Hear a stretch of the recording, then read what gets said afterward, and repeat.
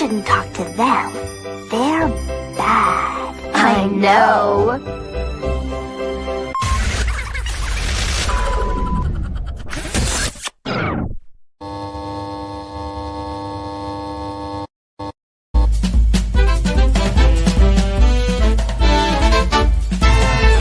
Live from the center of the bass fishing universe, it's time for Bass After Dark, your weekly waypoint to the best conversation and debate in all of fishing. One question, three experts, no rules, and none of the guests know who the other guests will be. All they know is tonight's question. So strap down your rods, put on your life jacket, and fasten your kill switch, because here's your host, Ken Duke. And Brian the Carpenter. And hey, that's me. Yes, it is. Yes, it is. Hey, welcome, folks, to Bass After Dark. This is not our usual live show. This is not our usual show where you can participate in the chat and win valuable cash and prizes. And we didn't have a show last week, unfortunately, because Brian and I were really tied up with some other things. Nathan was busy, so we didn't get that pulled off. This week, I had been in New York for an NPFL tournament on the St. Lawrence River, and Brian had been tied up with his regular job, and so we didn't get things pulled together. We got ICAST coming up, and if you're watching this show on Thursday, the 17th, know that it is the middle of ICAST, and hopefully Brian and I are making amazing progress signing up sponsors for Bass After Dark. Or Ken is. That's where I live. And Brian hopefully is going to be staying here with me and my lovely bride, Yukari. Yeah. But as a matter of fact, Brian, no pressure, but she's getting things ready for you to come visit us. Yeah, I think I'm not coming, Ken. I understood. No, I get it. But we are doing a show because that's what you're watching right now. This is a show. Oh. And we're calling this show. Want to hear a story? Yes. For two reasons. One, we're going to tell some stories about our time in the fishing industry and maybe even some ICAST stories. And two, I think the most powerful words in the American language are once upon a time. I think we are wired, we are geared, we are hardwired to tune in when somebody says once upon a time, or when somebody starts to tell us a story. I think we remember things better if we hear them in story form than if we just hear somebody say 2 + 2 = 4. A story is far more powerful than that. I like math, but I hear you. I like math too. I really do. I like math, but I think story is the way to communicate, and I do think it's a very powerful way to communicate. By the way, BTC and I practically begged Nathan to be on the show today, visually or audially, and he basically laughed at us and refused. And since neither Brian nor I know enough technically to pull the show off by ourselves, whatever Nathan says really is what goes. That's Am I wrong? No, this is true. This is true. He's supposed to just be a partner, an equal partner in all of this, but in fact, he is in control. Yes. And that's kind of sad in a lot of ways. But anyway, BTC, opening remarks. You want me to introduce our guests tonight? Yes, please do that. Our guests are Ken Duke and Brian the Carpenter. Thrilled to be here. Heard a lot about this show. That's right. I've heard a lot about the show. Have not actually had a chance to tune in, but I'm excited to be on Bass After Dark. Well, thanks for joining us, Ken. We're brought to you tonight by Livingston Lures. We're brought to you. Yeah, exactly. Let me tell everybody about Livingston Lures. Bass After Dark is brought to you by Livingston Lures. Their electronic bait fish sound technology triggers the natural instinctive feeding cues of fish, unlike traditional lures, which rely on beads or rattles to make noise and that have to be in motion to make a sound. Livingston Lures add the natural sounds of feeding or distressed bait fish, the sounds that bass use to find their food. Bass, muskie, other fish too. You can find Livingston Lures at all serious retail tackle outlets and at livingstonlures.com. And by the way, there's a big announcement that came out of Livingston this past week, BTC. They are now working with the legendary Rick Clunn. Oh, get out. Yeah, I don't have to get out. It's true. Oh, I didn't know that.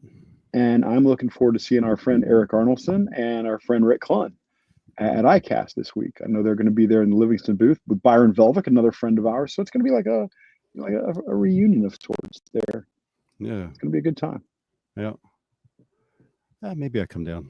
I don't know. Okay, folks, that comment right there is a window into my world of working with BTC. I have to provide work for not just my family, but 3 others, and a couple things fell apart. The latest one was just about an hour and a half, 2 hours ago, and I got to scramble to find us work for this week. I get So it. that's kind of top of my happens. list, and then I'll figure out about a plane ticket and these jerk offs with this real ID bullshit and air delays. How was your flight, Ken? Oh yeah, Like, I want to deal with the airlines right now.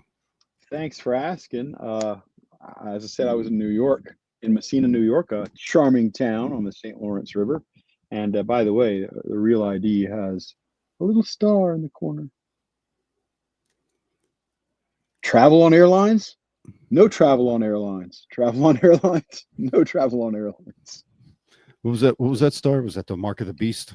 Yeah, something like that. Anyway, so Yukari and I are up there. It was stop 5 on the National Professional Fishing League season on the St. Lawrence River out of Messina, New York. It was really a terrific event on a lot of levels. One, I always enjoy the NPFL events. It's a great group of people from the ownership group and the folks who are putting all that tournament together to the anglers. It's the best group of people I've ever had the privilege of working with. So I enjoy that. And the St. Lawrence River was new to a big part of the field.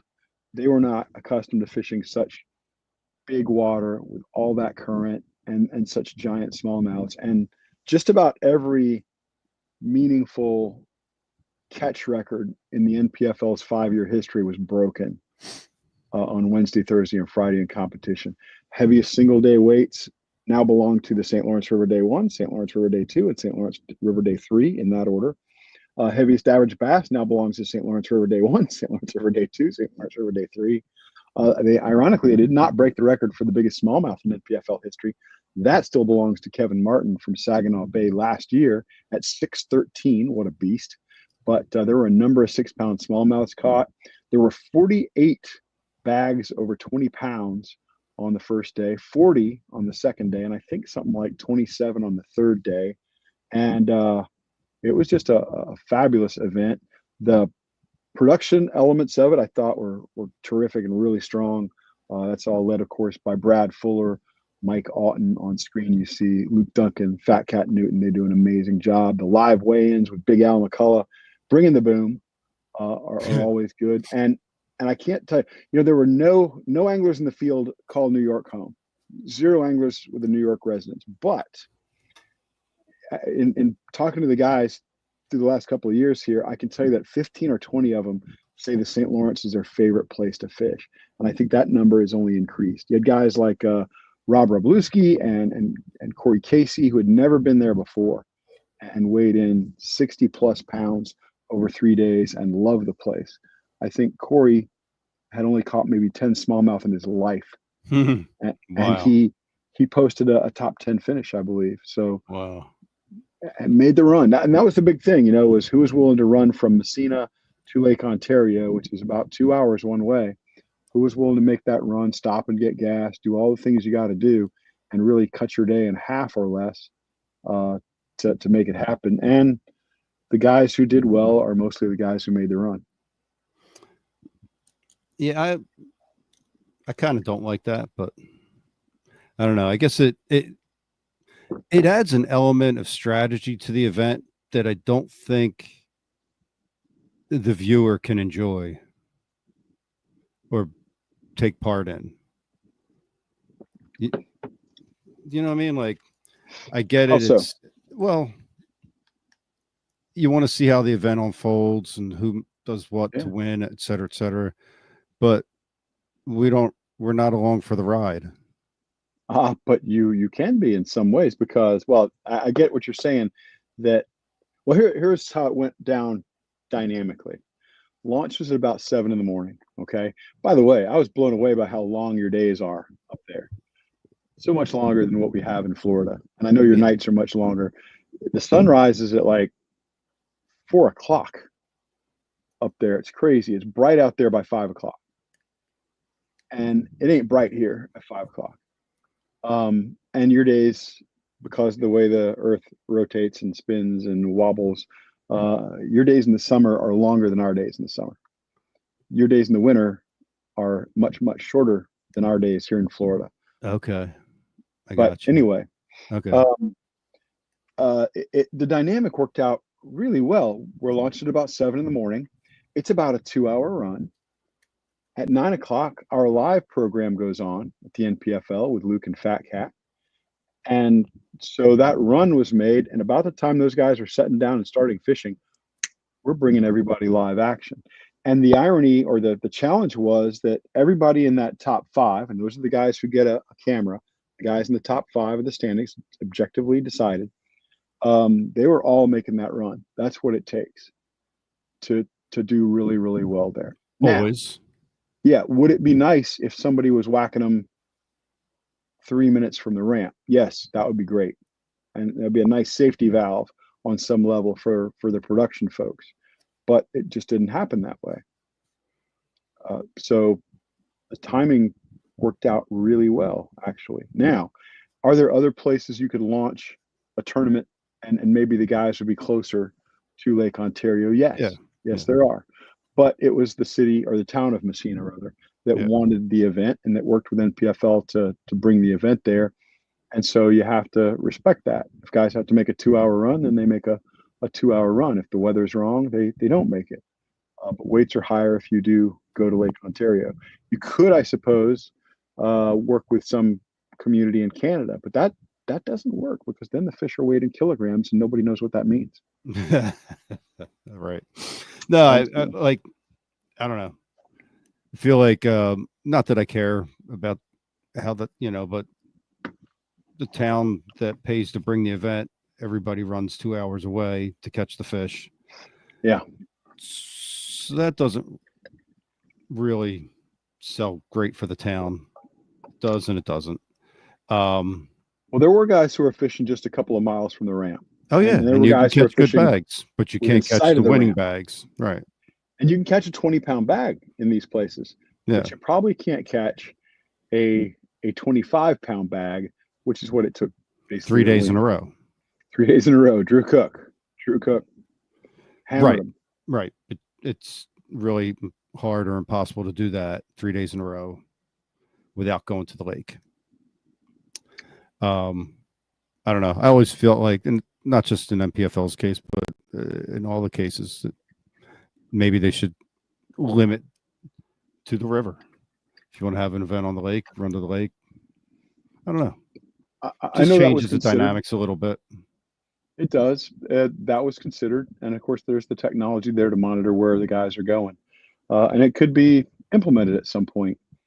But the NPFL said you can go anywhere you want to go. You just can't lock through, which left a world of water for these guys to fish. We actually did the last installment of our roundtable podcast from the lock at Messina, which is an impressive beast. This massive ship tanker thing went through while we were doing the live show from the lock there. It was amazing. And this is a gigantic boat. This is a ship that's what country was it yards from? long. It's from the US. Oh. And this thing has only a foot or so of free space on either side of it.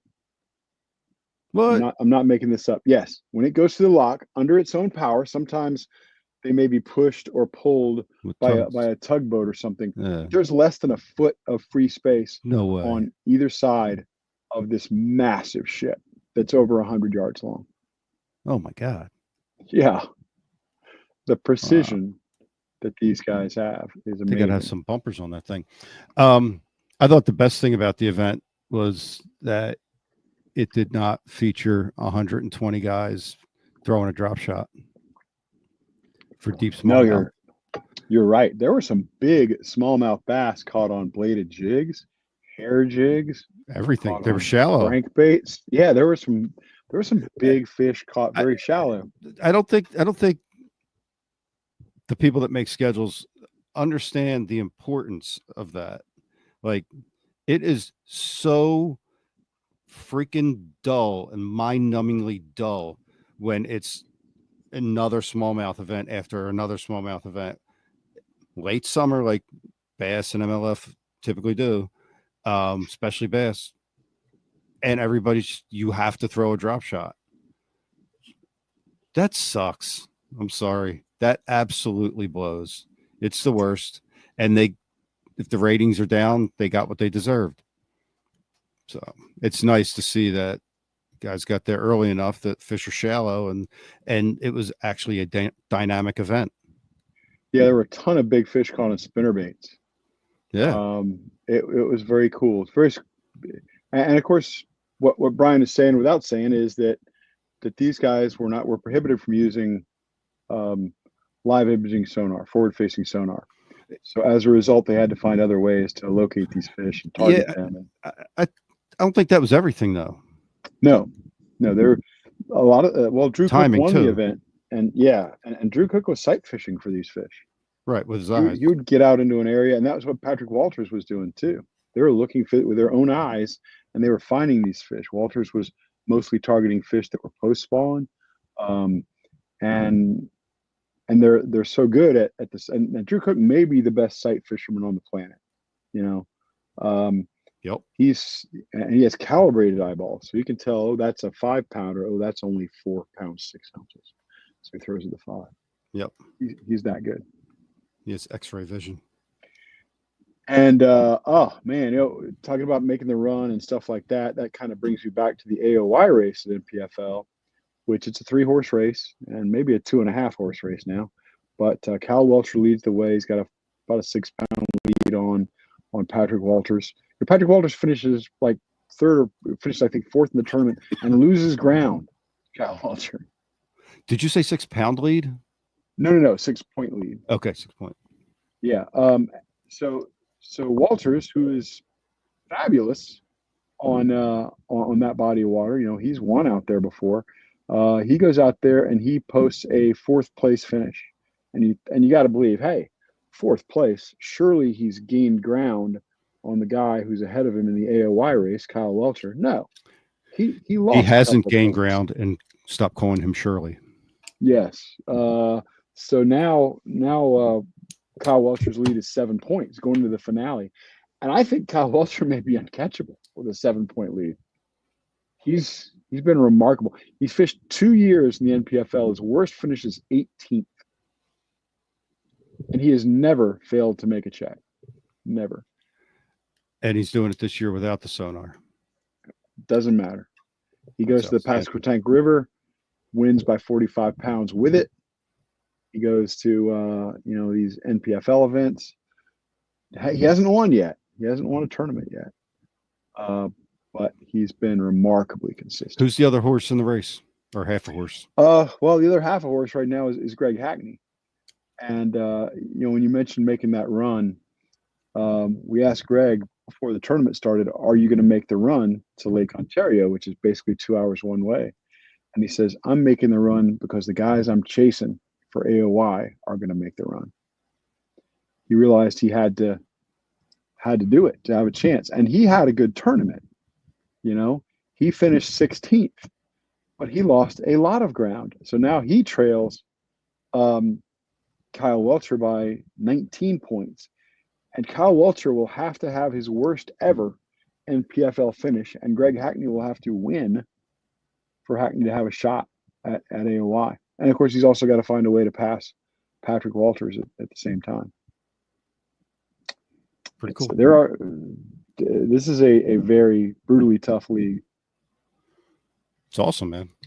It's awesome. Yeah, it's a lot of fun. It's a lot of fun. I think I was telling you earlier, I saw a post from Cody Bird, fishes the NPFL.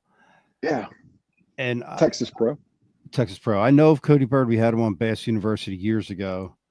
The guy's hilarious. He's got some great one-liners. Remember, he was talking about his cameraman called him a game rooster, and we just had a blast with that. Anyhow,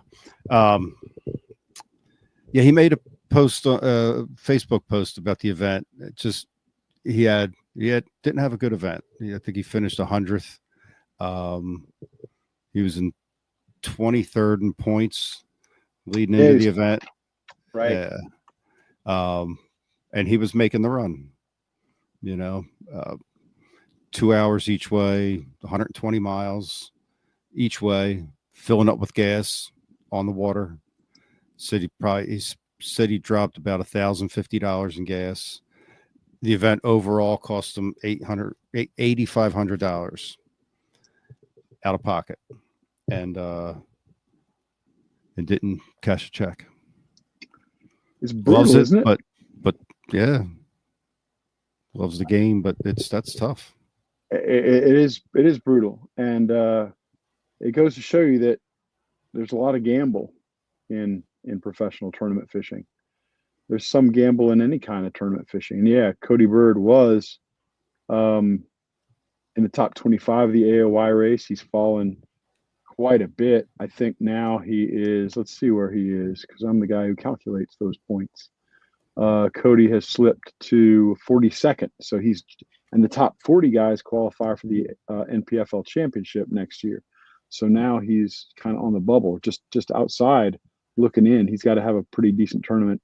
I'd say he's probably got to have a top 45 finish or better to have a shot to slip into the top 40 and make the championship. That's tough, man. And he was doing what he had to do. He was making the run. Yeah, it doesn't work out for everybody. It worked out for Cook and Walters and Andrew Upshaw, and it doesn't work out for everybody. And guys were talking about, having to stop and get gas, and it's a $200 cost there because the prices on the lake, as most of us know, are not as good as the prices when you drive up.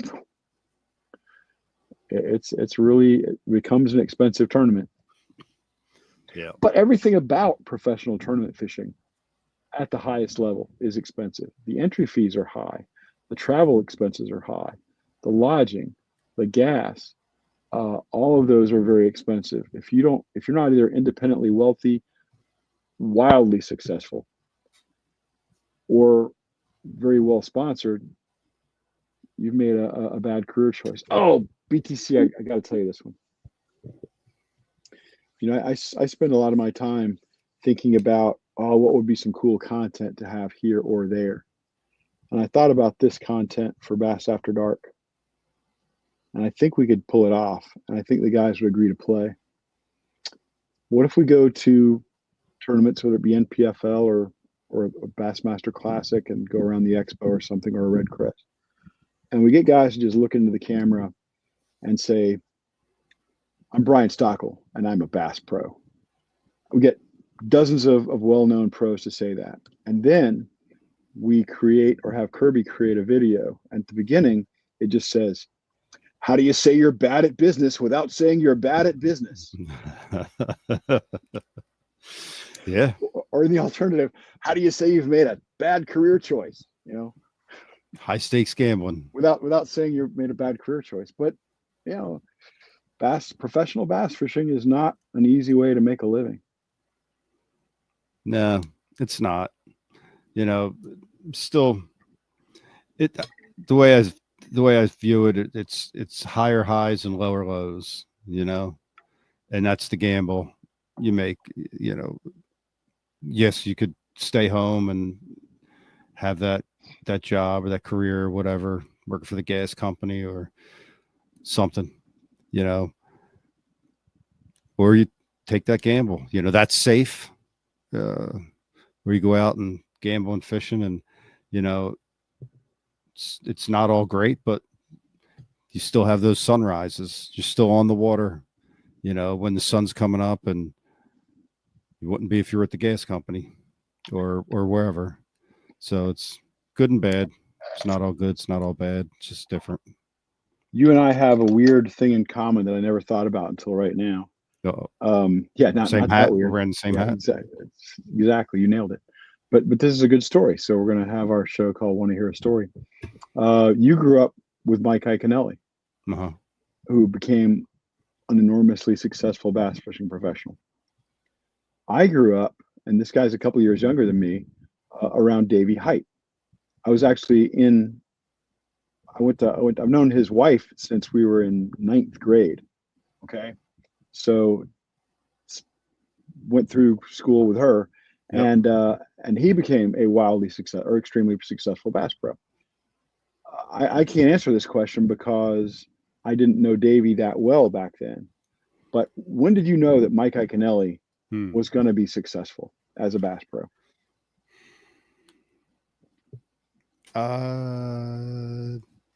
Shoot. I knew pretty early on. So I bought my house when I was 24. When did Mike turn pro? Do you know what age? Well, he made it to the Classic through the Federation in '99, and he would have been what, 27 years old then, or 26 years old then. I guess you could say he turned pro maybe the next year, but he had been fishing some pro level tournaments before that. Yeah. Yep. Because he won the boat as an amateur on Norman. That kind of got him going. Won his, the 18-foot Ranger or whatever it was, but that kind of really got him out of the little boats into a bigger boat and on his way. I'd say probably 4 or 5 years before he turned pro. So mid-90s. Yeah. He had the it factor. And yeah, that you guys are 10 years younger than me. And that would have been kind of early to mid 20s. You knew he was well, and here, I don't think people put enough emphasis on this. Part of having it to make a bass pro, part of having the quality to become a good bass pro is being willing to make the sacrifices. Yeah. He was just, Mike's just a driven person, goal-oriented person, and you have to be, and selfishly, I think you have to be somewhat selfish in that, in your focus to achieve those goals. And he always, like in our 20s, we would never just go fishing.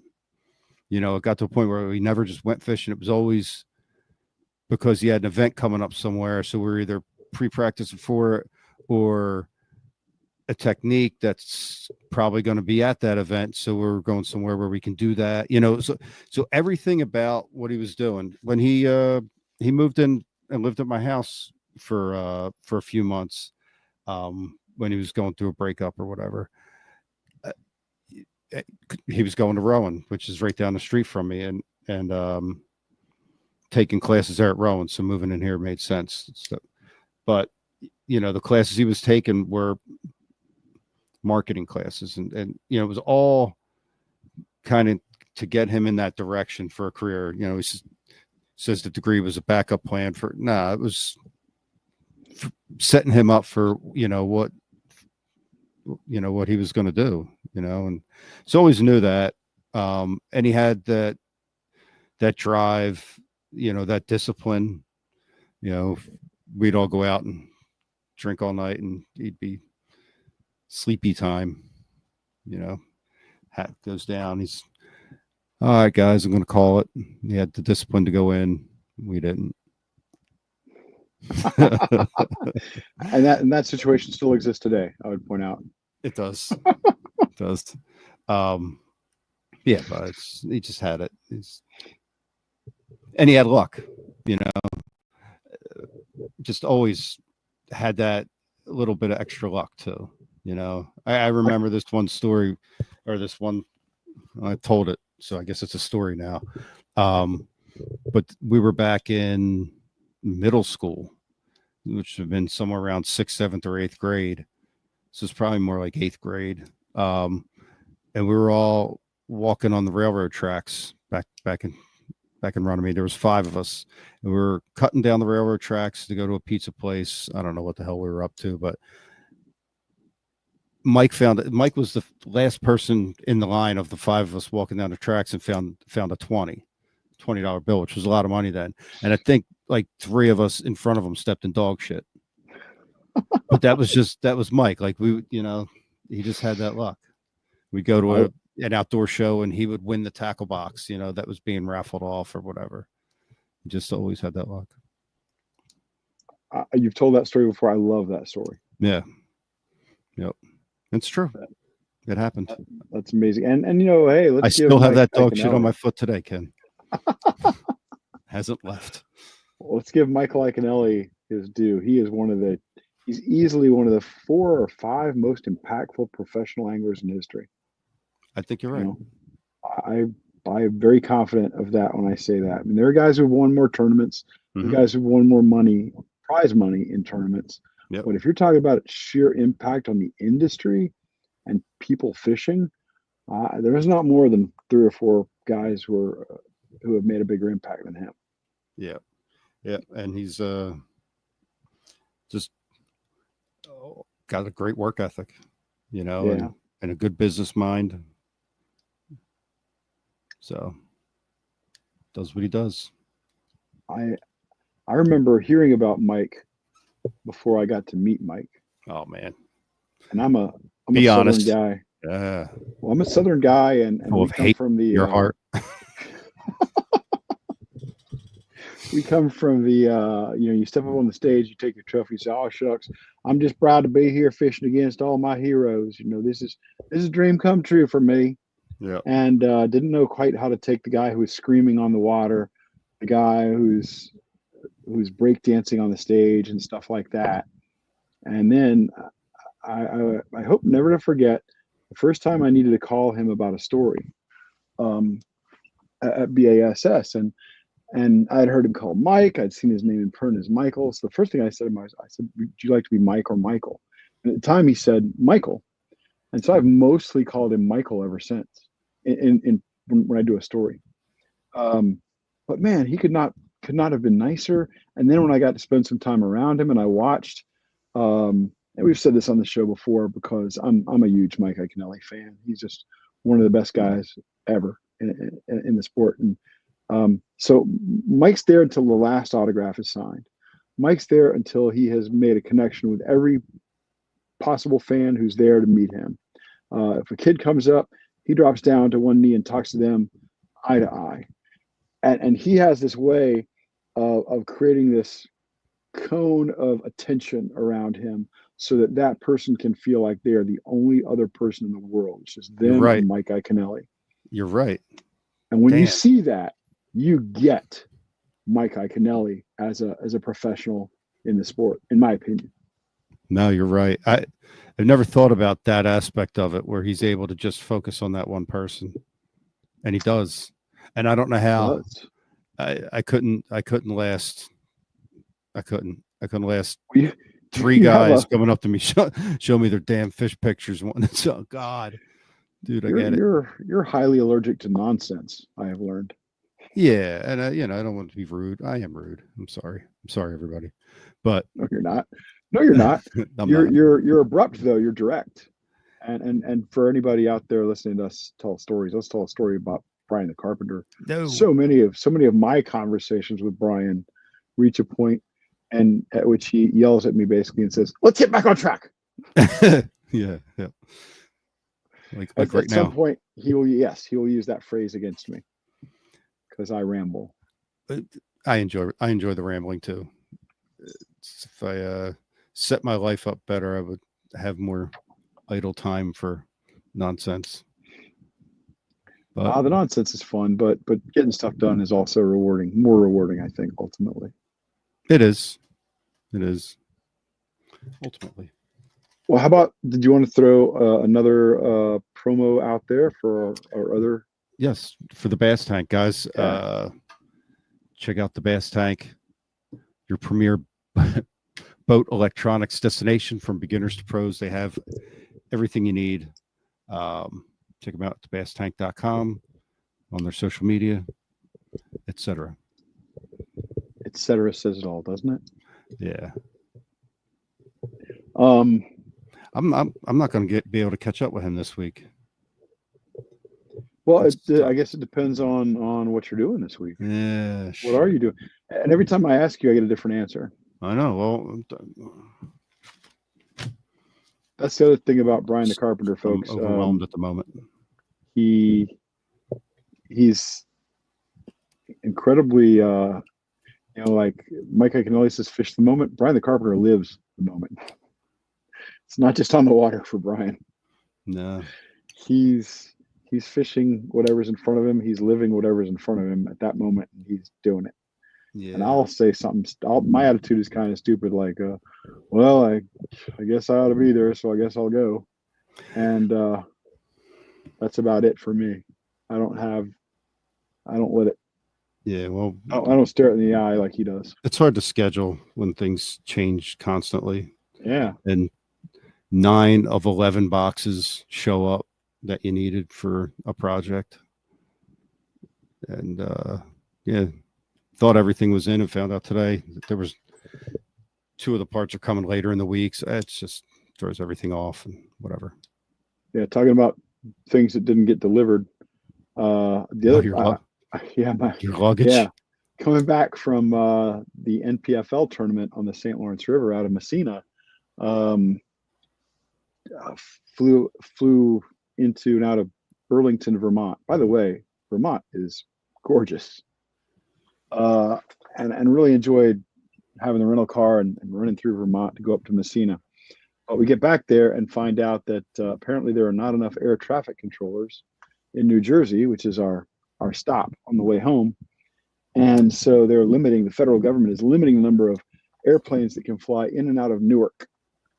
And so instead of getting home about midnight, got home about 5:30 in the morning this morning, and did not have any of our checked baggage. My wife and I, we checked 2 bags and didn't have any of it.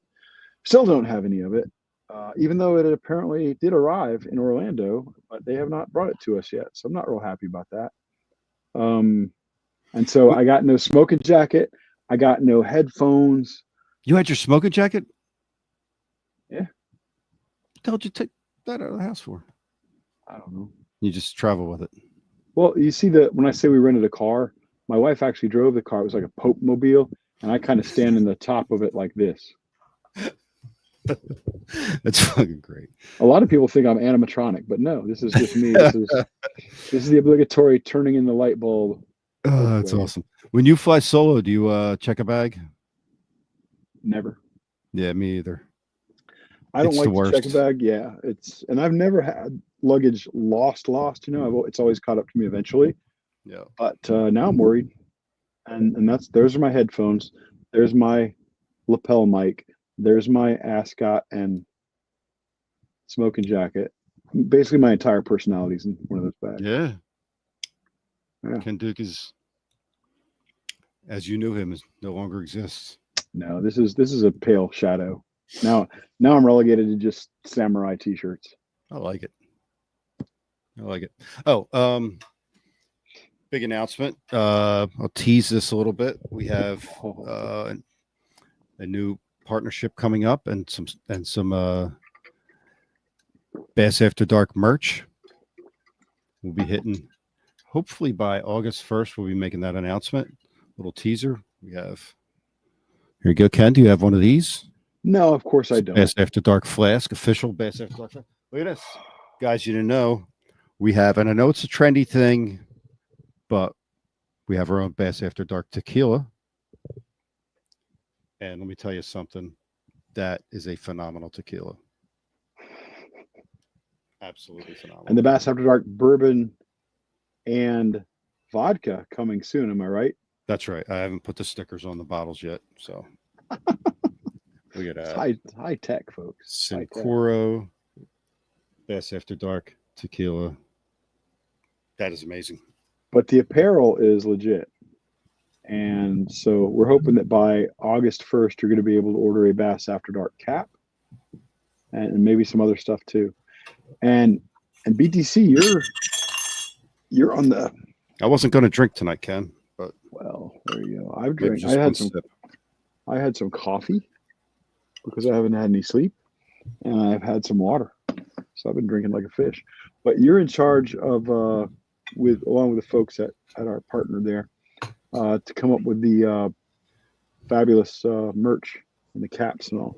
Yes, they may not be exactly like this. Is that right? We will be finding out shortly what they've got in mind. I mean, yeah, I would think we're going to do something very similar to this, but we'll see. I know you had some issues with, well, I have some issues about how much it stands out on the cap. I would wish there was more of a neon like glow. That was one of the challenges with the last batch and really the only batch of caps we've done. We're hoping for something a little more bold there. And I know you were thinking about maybe switching the gray to here and the black to there. Yeah, I thought that might do it. But we'll see. These guys make a lot more merch than I have.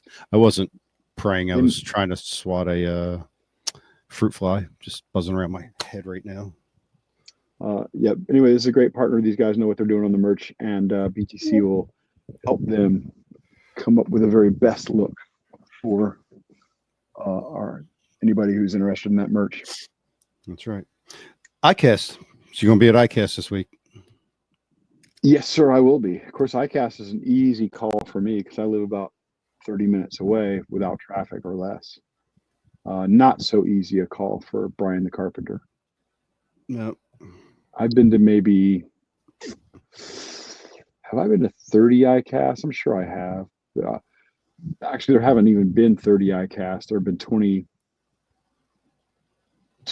ICAST, and before that it was AFTMA, the American Fishing Tackle Manufacturers Association. I may be the only person in that building who knows what ICAST stands for, which is the International Convention of Allied Sport Fishing Trades.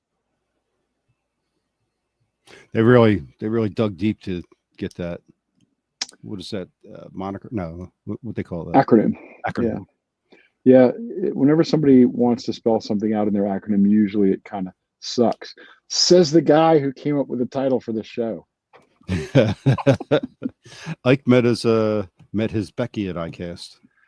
There you go. But that was in Las Vegas. That was in Vegas. That's why their son is named Vegas. And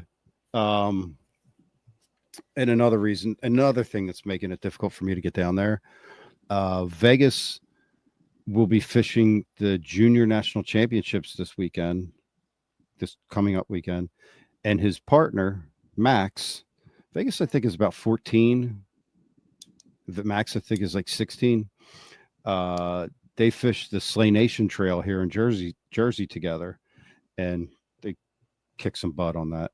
Well, Max has asked me to fish this coming weekend's event with him in Vegas's place. You can have a substitute for one event or something like that. And his dad, who fishes with him all the time, his dad's awesome, Jeremy. His dad loves to fish, does not like to fish tournaments. Whoa. Yeah. And him and Mike fish together a bit now. You know, while the boys are fishing, they'll drive the kids to the event and then they'll go fish somewhere else or whatever. But yeah, he doesn't like tournaments. So very interesting. I'm pretty stoked, man. This kid's good. He can catch them. Oh, I'm sure. Max is really good. And it's on a lake in North Jersey, about 2 hours, maybe 2.5 hours from me on Sunday. Thankfully, it's Sunday. But I didn't know it was Sunday till just a little bit ago. So you still have plenty of time to come to ICAST, is what you're saying? Yeah, absolutely. Yeah, or not. Or maybe not. Or not. I haven't ruled it out yet. I don't have the real ID, and that will compound the issues here, but I don't know. Maybe I'll blast down. I've got to get a couple things lined up. Got any good ICAST stories for us? ICAST past? Man, I'd have to say my favorite one. It keeps popping up on my phone too. It was this night, and it was probably the Thursday night down there at ICAST 6 years ago ish. Pre-COVID. Yeah, for sure. And it was me and Eric were down there for Ike Live and Bass U doing things with them. Eric the intern. Eric Guarino, yep. Eric the intern. Eric of Uncle Larry Outdoors. And we ended up hanging out that night with Bud Cipoletti, who's from the New York area.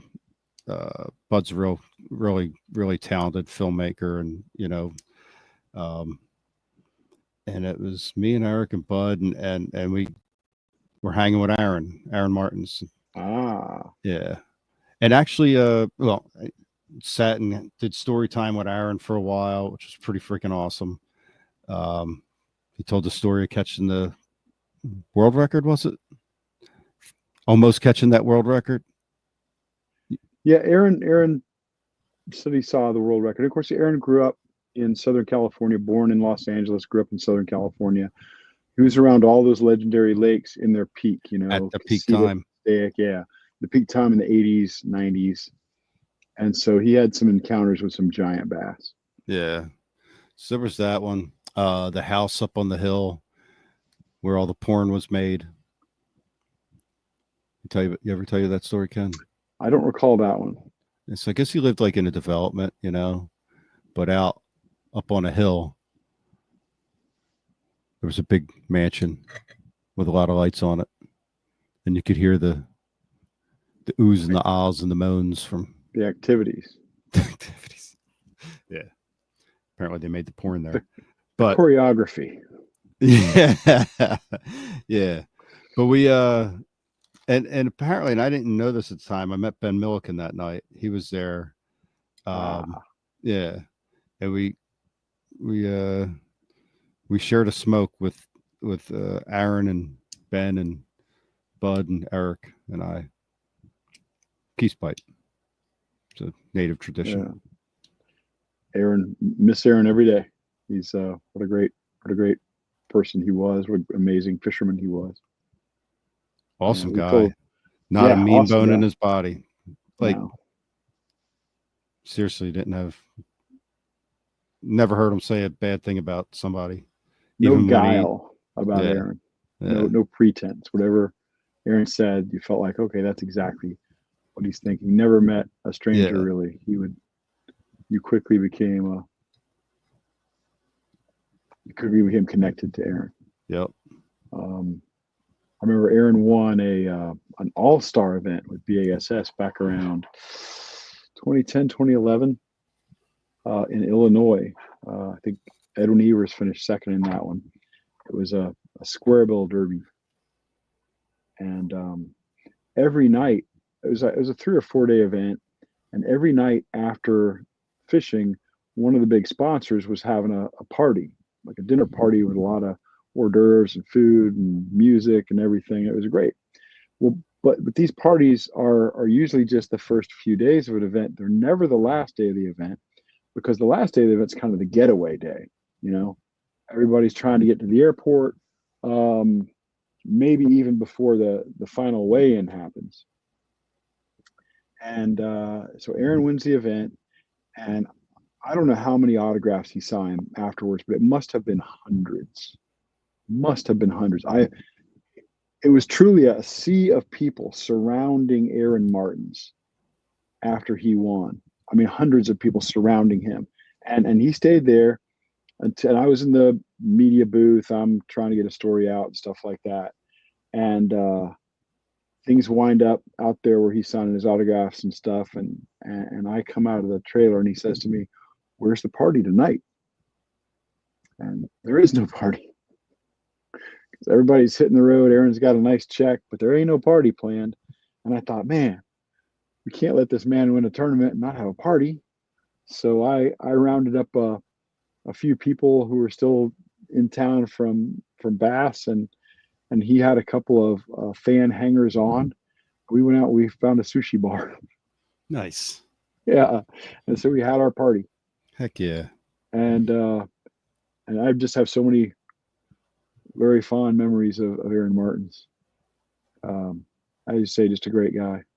And you know, a lot of the stories are really quirky, and I've told a lot of the stories that make Aaron sound quirky because he was quirky. Oh my God, yeah. He was quirky. Oh yeah. But I don't ever want anybody to think he was less than wonderful. Yeah. Yep. He would talk in kind of meandering ways, and like for Bass U type stuff, it was always a challenge with him. But if you stuck in there, if you just let him go, and not try to direct him into how to typically do things. Just let him do it his way. There was gold in there, you know. You That's just had so to go well for the put. ride. You just had to take the ride. I had to learn that, when you're the guy who's got to interview the anglers and write the story, you have to learn how to interview different personalities, and some guys are really good at answering that direct question with exactly what you need. Mike Iaconelli is one of the best. Kevin Van Dam is one of the best at that. Alton Jones is terrific at that. And then there are guys then there's one guy who you ask him a question, you say, hey, why did you rig the worm that way? And he starts by telling you that he dropped his phone down an air conditioner vent, and then eventually gets back around to why he rigged the worm that way. And that was Aaron Martin's. Yeah. And I mean, that's exactly the story he told me one day when I asked him a very simple question. Why do you do something this way? He told me about dropping his phone down the air conditioner vent in his home and it taking him a long time to get it out and stuff like that. So it took me a while. And in 2005, when Aaron won his first AOI title, wow, 20 years ago, I remember very distinctly being at that event. He locked it up at Table Rock in Missouri in probably April or May of 2025. So it's been a little more than 20 years. And I remember being out there with some outside media people. This is back when there was a thing such as outside media people. Now pretty much all the media people are formally connected to the leagues. But it was going to come down to Aaron or Marty Stone. And don't forget that Marty Stone was once a standout professional angler. He was that good, huh? Here's an ugly Marty trivia question. Who's the only man ever to finish second for Bassmaster Angler of the Year and second for FLW Angler of the Year, but never win either title? Wow. That's Marty Stone. He was runner-up twice. I can relate to that guy. Yeah, well, you had that experience in Top Rod, as I recall. That's right. I finished second every year. We know who edged you out. Yeah. So anyway, so the media people are to a person, they're saying, please let Marty win. Please let Marty win. Because working with Aaron was a challenge. He got better at dealing with the media questions and stuff. And but it took him a while. It wasn't something that came natural to him. I think it comes very naturally to Marty. Marty's a very articulate guy. Marty gets it on a media level, and that wasn't Aaron's world. But Aaron, like Brian said, if you just wait Aaron out, he's going to get back to it, and it's going to be fabulous. It's going to be different cool. than how anybody else would have come up with it, or he was very unique. Yeah. And a few years later, when I was in charge of Bassmaster.com, I wanted Aaron to have his own column, his own blog on the site. And if you don't know it, you're not paying attention, but these anglers by and large, do not write their own stuff. Yeah, exactly. It's written by some outdoor writer, a ghost, quite often at the time, me. And I loved working with Aaron because I would get such varied stuff. And I'd ask him a question, we'd figure out what we wanted to talk about, write about in the column, and he'd give me those circuitous answers, and I tried to write him that way. And I tried to put it so that the stuff that was very direct and to the point was in regular type, but all the meandering was in italics. And I thought, this is fabulous. People can visually get a flavor of how Aaron approaches this. Yeah. But Aaron didn't care for the way that looked, and he didn't think that was flattering to him.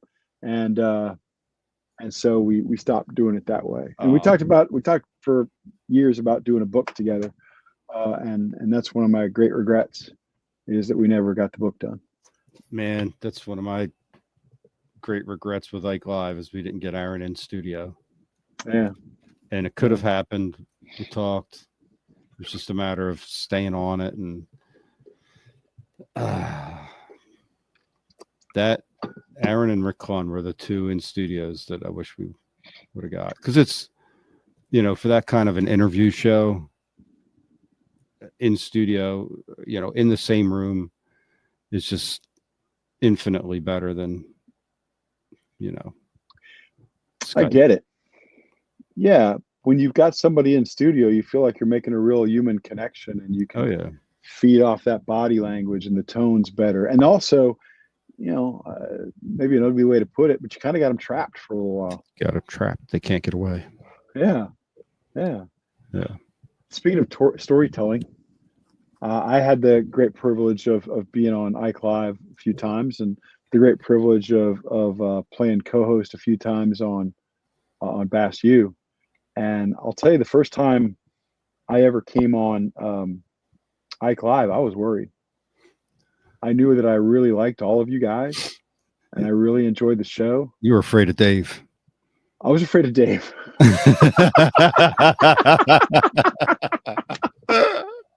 You, sir, are exactly right. I was afraid of the stormtrooper. I had seen the stormtrooper come out after some people on that show, and I thought, you know, I think I'm friends with these guys, but can I really know that I'm friends with these guys? I've heard this a lot. And by the way, that situation hasn't changed. I would still be afraid.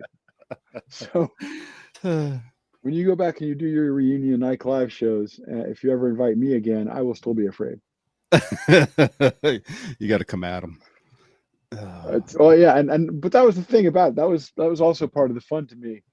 And you didn't know me as well then, of course, but my attitude was, you know, stormtrooper comes after me, he better be loaded for bear. Right.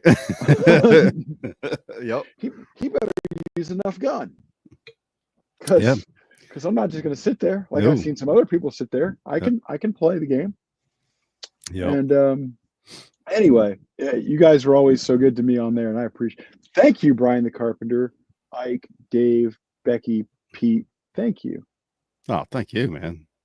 No, it was always a good time. Yeah. And then during COVID, I got a chance to do some shows on Bass U with you guys, and those were a lot of fun.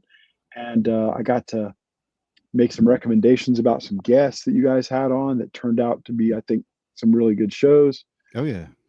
And then I'll never, to give people and you'll appreciate this more than anybody. You can fill in a lot of the details on this. One day I'm running errands, driving around town here in Central Florida, and I get a call from Pete. And he says, "Hey man, can you guest host a show like tomorrow night?" You know, very little warning. The show's already mapped out, the plan, you know, and now suddenly I've got to play Pete's role. And I had fun with it. But it was more nerve-wracking than doing our show, BTC. Was it?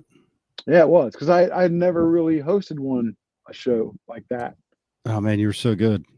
No, I don't Natural. think so. Oh yeah. Whatever. I don't think so. But it was fun. Okay. And I got to work with you for the first time. I mean, work with you in the sense of I'm not just a guest filling in, answering a few questions. I'm now working with Brian the Carpenter. I thought that was great. We loved having you on. It was a sad day when you quit. Should I tell that story? I don't know. What is the story? Well, about what I thought the show could be, and that I was getting in the way of the show. I thought that was just an excuse to get out. No, it was not an excuse to get out. I loved doing the show. I would be doing the show now if it was just about loving the show. No. I got a bass fishing book today. I swear on a bass fishing book. Did you? What I would still be. Yeah, I got two. You know what? I think it was. I apologize if I'm wrong about this. Let me check my email. I think it was Kevin who sent me this note. And I think he sent it. Let's see if it was him. Anyway, I think it was Kevin Atwill who sent a note. I apologize if it was somebody else. But reached out and said, "Hey, have you heard about this book that's recently out on bass fishing?" And I had not heard about it. What? Yeah, well, and it turned out this guy's written 3 books. And you don't know about it? I didn't know about it. Ken, how's that possible? I'm embarrassed. Maybe I Sure. shouldn't mention them yet. Maybe I should save them and only reference them if they're any good. But they're all about like the science of big bass fishing. What? They've all come out in the last couple of years. So 2 of them arrived. One of them is due tomorrow. Who is it? The You guy's don't wanna name is say. Frank Griffin. Well, I'm sorry. Here his name is Frank Griffin. Here his name is Dr. Frank Griffin. Oh, He's an avid bass fisherman, an orthopedic surgeon, and a lawyer. what? So, yeah, that's what it says. And an author, And an author, published author, and a lifelong orthopedic bass surgeon, a lawyer, a bass fisherman. Sounds like a bullshitter. fisherman. Well, I'm gonna I'm dig kidding, into Frank. these. But Yeah, we don't believe you, Frank. I'll tell you what, Frank. If Don't these sue are any me. good, we're gonna be asking you to come on Bass After Dark. That's right. We'll be reaching out. So Good Frank idea. Griffin, somebody out there knows Frank Griffin. Have him shoot us a note if he'd like to come on Bass After Dark. Man, how do you have the time to be a orthopedic surgeon, a A lawyer, lawyer. and bass fish and write books about it? I hear he also is really good at transmission repair. Dude, this dude knows he needs to write a book on how to optimize your time. Apparently he's got that nailed, doesn't he? Yeah. But Step number 1, be smart. I'm looking forward to reading these books. Looking forward to checking all that out and seeing what there is to it. Looks like he's fishing out of an aluminum boat that he also uses for duck hunting, Oh, if I had to guess. in his spare time. Yeah, also duck hunter extraordinaire, no doubt. But I'm gonna check these out, and then we'll have to do some sort of show on can you catch more big bass through math? How about that? Through math? Well, lunker bass. Well, I'm sorry, lunker metrics. Lunker metrics. There's got to be some math in here. Math charts. See, maths separates you from. There's Nathan. Nathan, say hello to everybody, please. Nathan says we need to wrap up in 8 minutes. Oh yeah, he probably does. Things like that. I feel like math separates you from intuition. Right? Like would be math would be like left side of your brain, and like the art and creativity is the opposite side. I don't know where intuition falls, but I feel like you get too mathematical about it, too hard line with your practice, what you learn, sticking to it. I don't know. You got to be free to feel what's going on out there. That harkens me back to another story. So I'm sitting at Maggiano's restaurant here in Orlando. Fabulous Italian food, by the way. And I'm there with a group of people from Johnson Outdoors. And this would have been maybe 7 or 8 years ago, maybe less. And my friend Adam Knowles, one of the smartest people I know, is there. And we're at a table, a bunch of Johnson Outdoors folks and me. And we're chit-chatting about different things. And Adam's a super smart guy. And for some reason, we get to talk about math. And he asked the question, was math invented or discovered?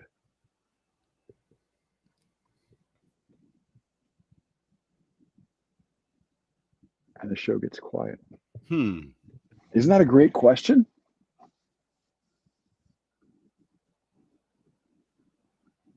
And doesn't that go toward what you're asking there about math getting you away from intuition? Maybe if math is invented, but maybe not if math was discovered. Maybe math is the portal or a key to a better way. I believe that math is a key to a better path, a better way, better decision making. I agree. I think most decisions boil down to math. Yeah. You're going to decide whether or not to come to ICAST to a degree based on math. Yep. And by counting the number of bottles you believe you will consume in Orlando. I don't even think I have time for that. Yeah. Whatever you decide, that'll be right. There's only going to be fine. two more ICAST, one or two more after this. Well, should we go down that rabbit hole? I don't. Nathan said no. Okay, Nathan says no. Okay, hey folks, it's time for since ICAST is this week and ICAST is happening right as you watch this. If you're watching this on Thursday night, let's dig into our top 10. And I think I have. Do you want to do the live read, or do you want me to do it? I can't read. No, but you can do math. That's right.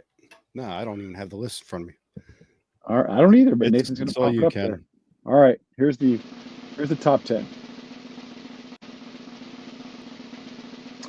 The top 10 things we're expecting from ICAST 2025. Number 10,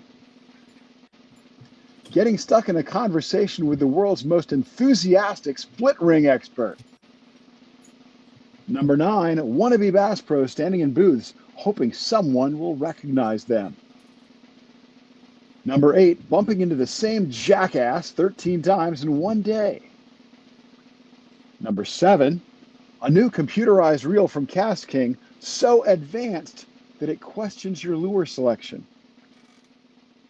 Number 6, aquarium demonstration of a new lure doing things you know it could never do on a real cast in a real body of water. Oh, that's so true. Number 5, aging booth babes who've had so many facelifts they now have a beard. Number 4, really impressive cutting edge innovation. No, for real this time. Number 3, awkward hugs and handshakes from people who look vaguely familiar, but we have no idea who they are. Yup. Number 2, a new best of show category, best shameless knockoff. And the number 1 thing we're expecting from ICAST 2025, a Japanese bait company with a lure named Killer Bass Killer of Angry Bite Power.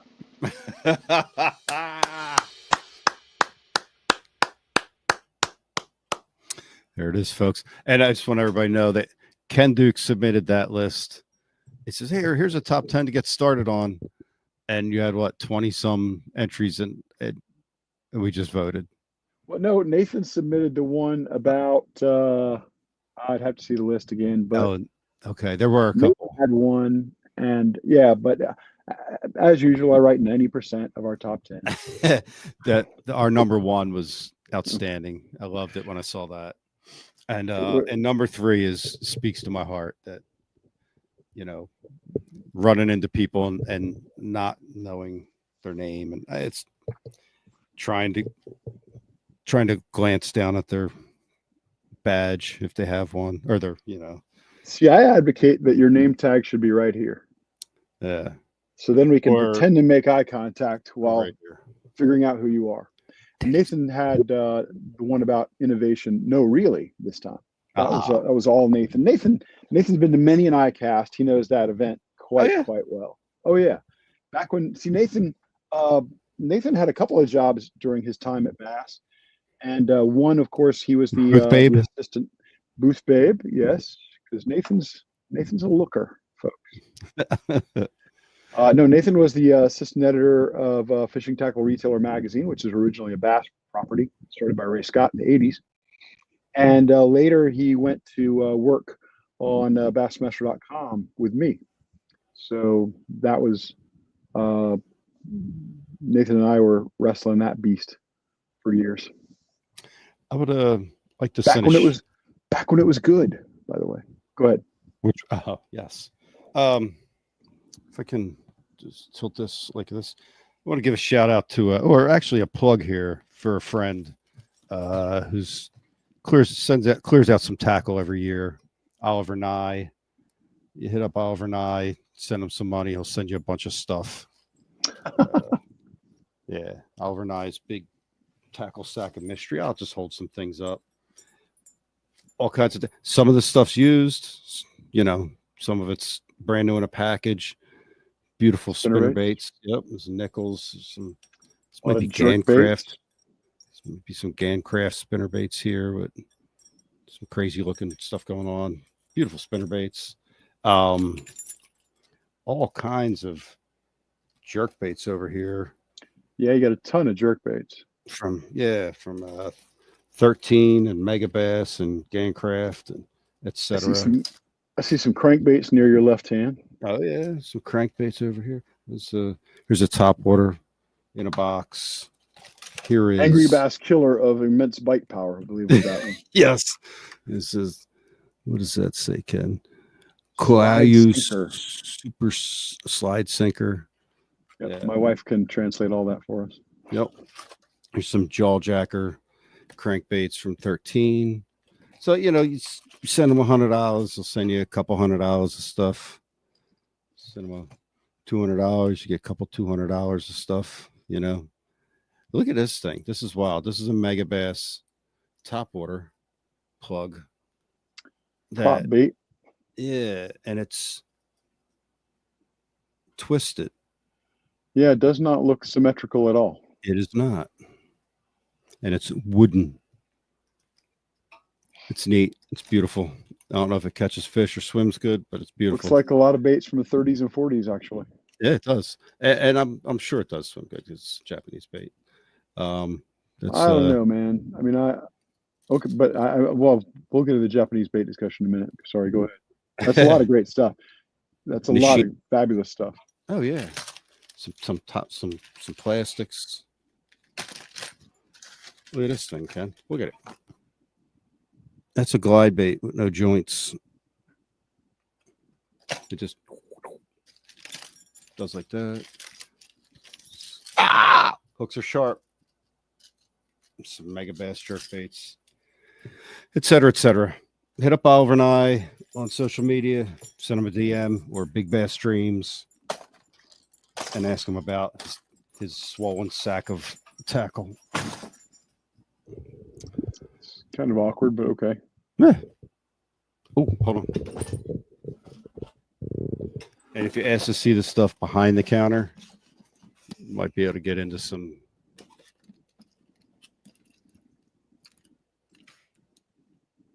of this kind of stuff.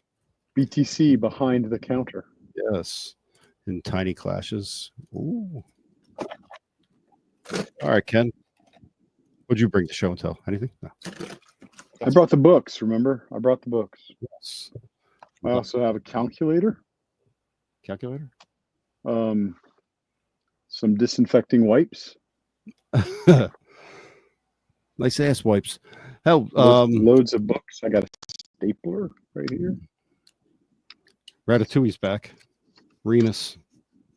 Yes. Is that the name? They want to call him Remy or Renus or Rita. I don't know. But he's been back. When are you going to make the attempt to catch him? When I got a place to put him. He's already there. Yeah, exactly. I don't know. It's but he's not. He's not been domesticated yet. You got to catch him, domesticate him. Domesticated. That thing has no survival skills. You've never petted him. You've never. I think he's been petted. I don't think it's a virgin. Well, you haven't pet. He's not been domesticated for Brian the Carpenter purposes. This is true. That's true. I mean, where'd he come from though? Like escape from a lab? Wuhan lab. Rowan University down the street. All right, Ken, what else you got? I got nothing. All right. Nathan? Anything else? Dark thoughts. Ain't no dark thoughts tonight. Only shock and disbelief. There you go. I got a dark thought for United Airlines not getting my bags to me. Yeah, you want to do a dark thoughts, Ken? Oh, nah, not really. Okay. I'm okay. I got to go eat dinner at 10 o'clock. By the way, let me just say the worst thing about working with Brian the Carpenter on any project is he sends pictures of all the amazing food that he eats. She made this poke bowl yesterday. I know, just when you were telling me you were going to be stranded in Newark. And I was like, oh, man, I shouldn't send him this picture, but I can look what I'm eating. Meanwhile, Yukari and I paid $34 for 2 really small wraps that were dry. Not great.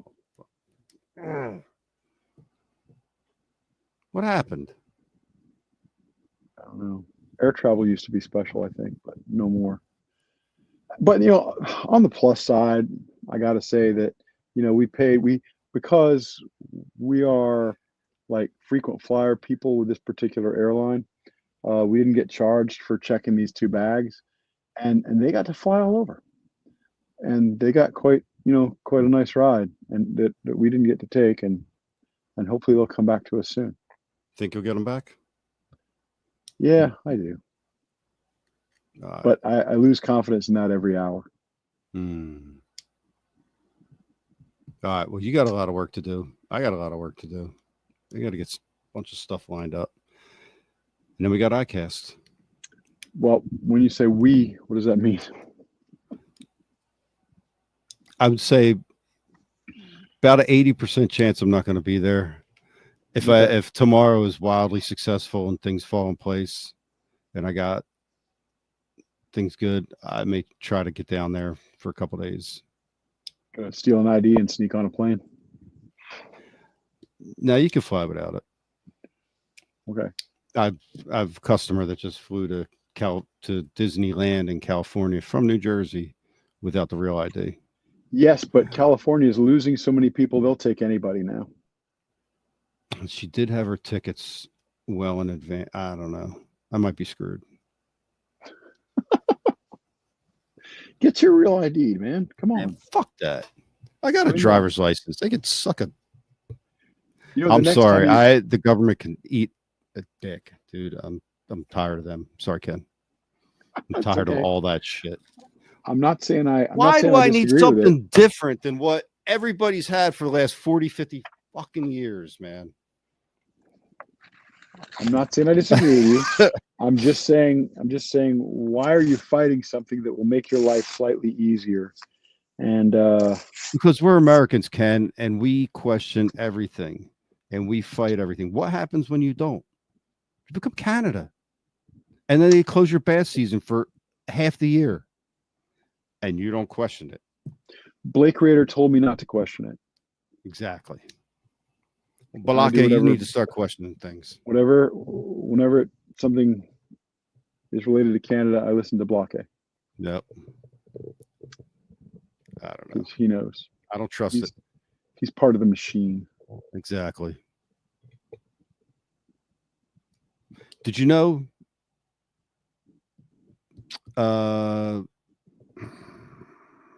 What the hell's that genealogy or that DNA? Well, there's 23andMe. There's Ancestry.com. 23andMe is selling everybody's DNA information, even though they said they weren't going to. I don't know about that. Yeah. I mean, I know that there have been some news, but not really. Kind of like some leaks for the radar. I know that in a lot of cases, some of that information is being used to solve cold cases, which I think is fascinating.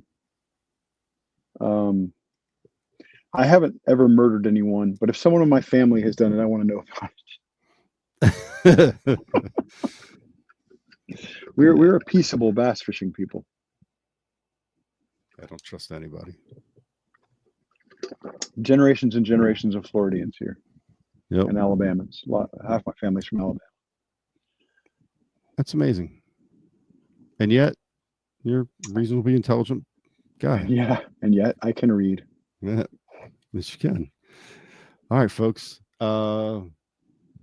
Again, go out and get the Bass After Dark tequila. Ask for it by name. Ask for it by name. Sincoro by Bass Is After that good Dark. stuff? Oh my God.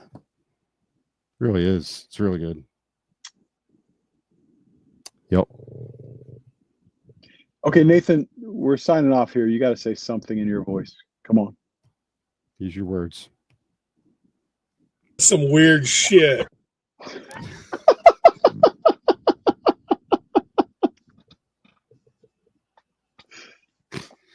Yeah. If you want to know who the smart one is, I haven't. I need to. Oh my God. That was the voice of John Johnson, longtime Bass fan editor. But if you're wondering who the smart one is between me, Brian, and Nathan, it's pretty much Nathan. Yes. All right, folks. This is Aaron this Thursday night, July 17th. And we'll be back the following week, the 24th, with a live show. Yes, we will. And we think very soon we're going to do a show titled How Do You Keep Bass Alive? Yes. And I personally guarantee some of the information we share it's going to hurt your feelings. Hurt your feelings. Yes. Because we don't care. We care about facts, not feelings here at Bass After Dark. Unless there are feelings, in which case we're very frail. Yeah. Yep. Ken, enjoyed talking to you tonight. It was a great event NPFL just had up there in the St. Lawrence. I love the fact that guys were doing something other than throwing up mother loving drop shot. We got to see hair jigs and bladed jigs and spinner baits. Hell yeah. It was awesome. Yeah, it was a great variety of stuff. I mean, jerk baits too. Isn't that like a huge part of the intrigue of bass fishing? All the different ways and techniques that guys can catch them. Used to be. And but it is again. We go back to the same place, the same time of year where everybody has to throw the same fucking thing and nobody changes anything. Jeez. Yeah, the technology has changed it. But you don't have to be a slave to the technology. Yeah, I think schedule too, but you're right. A lot of it's the technology. Yeah. But yeah, it was a good derby, and folks can go back and check it out on the NPFL's YouTube channel or on the NPFL's website. But good stuff. I'm going to be cranking out some material for content on the NPFL website, so be on the lookout for that if you follow the league. And appreciate the support the league's getting. It's been inspiring. Yeah, I blame you for all their success, Ken. Yeah, well, that has nothing to do with me. A lot of people can tell you that, but Brad Fuller, Mike Como, Paul Benson, Al McCulloch, Mike Otten. These are the people who make it work. And Catherine Como and Michelle Fuller, and now very recently Maddie Fuller and Luke Duncan and Fat Cat Newton, and the crew who makes the weigh-in go. I mean, guys like Kyle Morey and Ryan McClarty and Chuck and Jesse Mark and Billy Thomas and his wife Courtney, and most recently his kids who were handling the live release boat. Barb Elliott, who was helping out with the fizzing of a lot of these fish. My gosh, the twins, Tanner and Travis Lyons. This feels like an Academy Award speech now, where I'm trying to thank everybody. Justin Brouillard. Justin Brouillard, yes, Brouillard. Who writes all the game stories. Yeah. Ray Otterson, who runs the website. My gosh, Ray is a talented guy, and always just ready to make improvements and make things better. And I'm forgetting a lot of people, folks, and I apologize for that. But yeah, that's the outro music.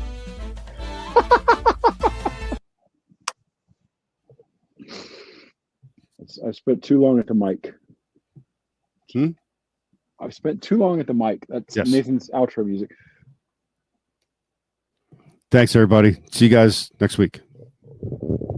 Hey, wait. Tim Shreve. Don't forget Tim Shreve. Tim Shreve. Tim Shreve, awesome guy. Love Tim Shreve. Why? How could I forget Tim Shreve? Sorry. Yeah. And Bob.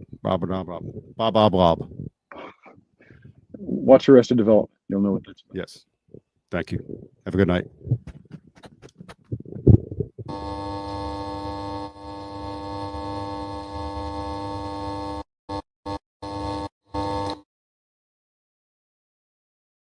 How many times you say you've been here? 40 times. 40 times. Why? I mean, why? What brings you to hedonism that many times? The wild women, the wild women, the ripping and the tearing, the ripping and the tearing.